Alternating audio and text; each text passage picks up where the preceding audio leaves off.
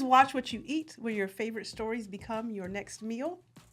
I'm Hippie Goals, and I'm the creator and producer of the food series 2 Bite Rule, as well as How to Nerd podcast, where Roxy is one of our lovely hosts. So, now that we're talking about who's here, we've got Roxxy Haze. What up, baby? And we have Jay Washington. Hey, y'all. I'm happy to be here. I'm being held hostage, though. But Okay. You see how Roxy beats me. Oh, I should. He was dipping bacon in There deviled was a eggs. lot happening. Y'all don't even know what's happening here. Today we're diving into the delicious world of pop culture cuisine. If you've ever wanted to taste the dishes from your favorite movies and TV shows, you're in the right place. In each episode, we'll be cooking up recipes and drinks inspired by iconic scenes and characters from official cookbooks and some fan-created favorites, so the unofficial ones. So whether you're a film buff, TV watcher, or just someone who loves to eat, we've got something tasty in store for you. Hopefully, because I was just following the recipes, y'all. I don't know. I ain't tasting none of it. Like, if it's nasty, but by the way they acting, the deviled eggs came out good. Today, we are going with the iconic movie Beetlejuice. So Beetlejuice comes out this week. I've been super excited ever since I knew a second one was coming out. I mean, look, I got on the Beetlejuice. I got the Beetlejuice earrings. Look at God work. Earrings. So we out here. So this cookbook is called Beetlejuice. Say it 3 times. And it is an unofficial Beetlejuice cookbook, but they definitely go into some of the different themes of the movie, as you can see what we have going on here, and just some behind the scenes stuff you might not have known, and it's pretty fun. What do you guys think about, first of all, the food? I think it looks amazing. First of all, I give you credit where credit is due. All jokes aside, it looks amazing. To have crab legs just staring at me looking like they're ready to fight. There's a little nerves behind it, I will admit. But to have something that has, like, you see so many different foods and so many different TV shows and movies, and then you're like, oh, I want to make these, and now you're doing it. Like, okay, I just was hoping we was get the Shrimpy's hands things. 6 foot, 7 foot, 8 foot bunch. That was Roxy in the movie with her hands. Hey, these are normal sized hands. Those were her hands behind each one of those. Touch every deviled egg. Roxy has what we like to call salmon snatchers. Hey, we have the same hands. That is not something you want to say. Oh, that's valid. This one is called Married in Red, Better Off Dead, Bloody Mary, which I think it should have been like more themed towards the table scene. Yeah. So anyway, that's what they themed this after. But when I see this and when I saw it in the book, I was like, oh, this is definitely the dinner scene. Yeah.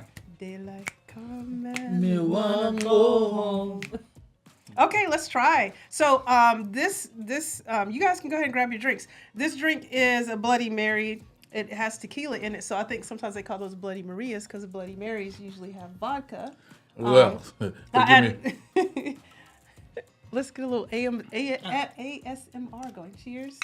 Oh, yeah. Cheers. Roxy, you heathen. Oh, yeah. So you see we've got the crab legs, we've got some olive, we've got celery, he's got a piece of bacon in his. Mine went somewhere. And let's try this. All right, it's tequila, all right. Right, look at it. Okay, I can't just it was swallowed. I went a little extra more than the tequila they told me to put in. Yeah, I know, I can tell. Oh, It tastes regular to me. It tastes like it's gonna be a great evening. Okay. Did you crack open? She over here cracking open crab legs. I meant to get you a little. Yeah, here, let me. It one part of it. Yeah, I meant to get you a little plate to put it on, but you know what? This is the first episode. We're gonna get it together. Oh, I know you go. Good. So One of those napkins. they're behind you. Oh, okay. There you go. All right, but we are about to crack these crab. We're gonna do a little ASMR. We'll see what happens. Okay. But we have all that stuff in here. It is tequila instead. I did make so you can buy Bloody Mary mix, but the recipe in here tells you everything you need. I was missing a couple things because sometimes that happens. It's okay. But it's okay. Okay, you know what? You just out here cracking Move holes. out of my way, book. You hear all the cracking? The crack. Tear some crab up. I'm not a fan of Bloody Marys. Well, I don't be drinking like that because I be getting drunk. I think it would be. This is true. She don't need nothing extra. Yeah, because I've seen you get drunk. Man. Yeah, I be throw up. But the whole seen weekend. You buzz. I be lit. I love Bloody Marys. Oh yeah, Bloody. I would have. I hardly saw her at BlurCon. I was like, "What you doing?" She was like, "I'm still asleep." I was out there. Yeah, I would have much preferred to make the tomato juice from scratch and just juice tomatoes because freshly juiced tomatoes are amazing. There's a whole different taste. A whole different Way taste, sweeter. super fresh. Yeah, way sweet. It's gonna be crab all on this table. Yeah, we out here. That's why I got something on. Brendan gonna be like, "What are y'all doing?" I told him we have food in here. We out here. We out here poverty cracking crabs. We out here good times. But no, for things like the movie, yo, you should have made like a sandworm type thing. Oh man, so that'd there be cool. is inside the book, in this recipe book, there is a sandworm thing. It's a pretzel. So they do they go across a bunch of different things. I don't know if that's ASMR. Don't suck that down your throat. All right, let's get on to some movie related conversation. Okay. Because Roxy gonna have us in a whole different thing. Y'all gonna be on a whole Y'all different- be sucking y'all crab leg? So what's your favorite line or scene from Beetlejuice and why does it stick with you? Oh. Can I swear? Because it's Yes, probably, you can swear. because it's the one when the car runs into the tree and it gets the tree over and goes, "Nice fucking model." Oh yeah, he was a bit raunchy. Remember they made a whorehouse for him. Yeah. Oh, yeah. It was a Oh whorehouse. my gosh, that was so. One of my, I guess, most memorable scenes for me and favorite is the dinner scene where they're, everything starts coming to life and they start dancing and all the stuff's happening. Man, it's such a fun song, a fun scene, a little spooky, but not, not too bad. Catherine O'Hara is the best because she was like, I choked almost on crab. Because she was like, I just want to. And she just busts out She singing. really gave it. Oh yeah, so that made me think. In that scene, everybody, all the actors did a really great job of acting like they were taking over and they couldn't control their body. I'm not an actor, so I ain't doing it. No, Well, I want to see y'all do it. That's a good thing about a lot of rehearsal stuff. Yeah. So it's like, you gotta go, Mr. Dollar. Real But jerky. it's a lot. It's the body moving, but your face making expressions like you don't know what's what you're happening. doing. Yeah. Yeah. So that was a really good job. Oh, you look like you're possessed. Okay. You know what? That's what we're supposed to be happening. Him getting possessed? Yeah, but their body was possessed, but their mind was still aware that they Which weren't was in crazy control. because I also wondered, Yeah. how did Adam and Barbara do that? It was just the two of them. It was like 6 people at the table. Yeah. Think about it. They possessed 6 people. Yeah, they were really making it happen. They had talent. Okay, so For somebody who just died and didn't know really how to do anything. Valid. one thing that Beetlejuice does is he's all about breaking the rules of Afterlife. He is doing whatever he wants, and he's really trying to trick people too into breaking the rules. So, what rules would you break if you were a ghost? Ooh. Oh, I'm doing what he did when he got Lydia to say his name. I don't even remember. Because remember, he can't tell you his name. Mm-hmm. He can't tell you exactly his name. He can tell you how to get him out. Because he told her, he was like, you have to say my name 3 times. She was like, well, what's your name? He was like, I can't tell you. That'll be the rule I break. You would tell him? Hey, look. How did he tell her? I don't remember. He plays charades with her. Oh yeah. He plays charades with her. So I'm a big movie dude, so I pay attention to certain things like that. But And he just watched a movie like 2 days ago. that too. Yeah. So he acting like he remember everything just Oh, I fresh could because he's a movie dude. Let me tell you something. I but can remember everything from the Teenage Mutant Ninja Turtles movie. I ain't yeah, seen he that. saw in that years. 2 days ago too, probably. About 2 weeks. Give me a refresher. Right. He's trying to act like he knows 2 something. weeks. 2 weeks. But What about you, I Roxy? would. Cause what are the rules? You can't. I don't know. But Visit. Roxy gonna be breaking rules. That's what I'm Well- like. I'm gonna You be be smashing scamming somebody. I'm taking their money. you're not supposed to tell the living about you. Oh. Oh, that's right. You're not Yeah, supposed that's what I'm gonna bring. I'm like, hey y'all, you know I'm up here. because the book. Remember, Otho found the book, and then Lydia could see them, and so that was one of the things the lady was pissed off about. Oh yeah, cause she. I want that book. Like, I want a real. So, like, in movies they're making props and they make all these concepts and things, but like to go deep into the concept would be super dope if they actually wrote a whole book. I think you can buy the handbook for the recently deceased. You can buy. I've seen it like in purse, a backpack, a notebook, But not the actual- like not actual words, Oh, like an okay. actual book. Like for Harry Potter, they actually have books that they taught in school. There's a couple of those books they've released where it has the whole transcript of not the transcript, but they made a book. Okay. Yeah, they did that for Gravity Falls too. So that would be super dope. All right, so moving on. If Beetlejuice showed up in your house, like you were saying, he was tricking Lydia and stuff, how would you handle him? Hey, fam, you gonna be paying rent? Beat his ass. Hey, bro, what you doing now? You You're trying to smash him, Roxy, please. Oh, Beetlejuice was fine. What? I'd tear Beetlejuice up. He had some swag. Yeah, he's just he won't he can talk to me. He was doing gross stuff. That's what I liked. You No, he's freaky. I gotta go. So she's gonna smash him if he show up at her yeah. house. Absolutely. You said you're fighting him. I'm throwing something at him. Hey, fam, what you doing there? Because also, like, it's so easy to want to run. Mm-hmm. Like, if I got something around me, I don't give a shit if it's a baby, if it's a book. Excuse it's me? getting thrown. If it's a baby? You heard exactly what I said. You gonna throw a baby? What if he possessed the baby? It wasn't meant to be for the baby. Whose baby? Well, baby is around. Whoever baby is around.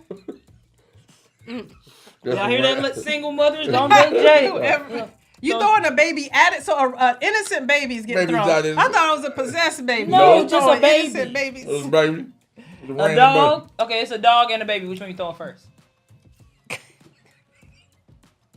Oh, he's throwing the baby first. Yeah, Baby's got a good grip though. They'll land good. Baby's got a good grip of land good. That's worse than what he said. Y'all can't be mad at me for what I said. I'm just trying to help you out to make sure the baby's not hurting. Because if I say I'm throwing the dog, how you gonna be cruel? How you gonna be cruel to animals? Okay, y'all some hungry people. We're moving on to the deviled eggs. Y'all do that. Y'all keep eating while I talk about the deviled eggs. So so I told you there was an author, and then there was someone who wrote the recipes.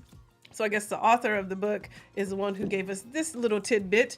Deviled has been a culinary term since the late 1700s, used to describe foods made with spicy elements such as mustards and peppers. Oh, I didn't know that.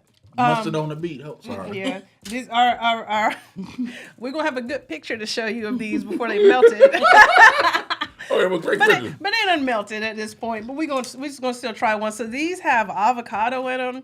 They have olives. I almost forgot the mustard. I was like, Jay, what did I forget? Like, I forgot the something. mustard. Yeah. All right. And so I'm gonna ask a question for you guys to think about while we're starting to get to the deviled eggs. Okay. And it is, why do you think Beetlejuice became such a cult classic?